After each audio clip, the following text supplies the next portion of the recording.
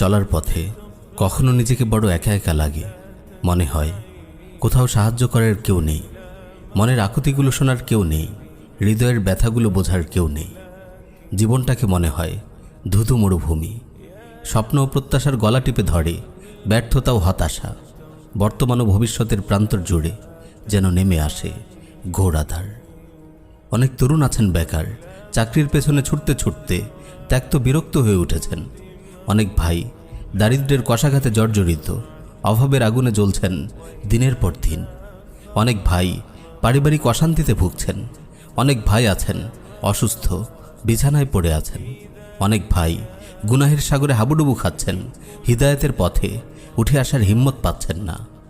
জীবনে চলার পথে এমনও হাজার সমস্যা আছে যেগুলো প্রতিনিয়ত আমাদের বুঝিয়ে দেয় আমরা কতটা অক্ষম, কতটা অসহায়। অনেক ভাই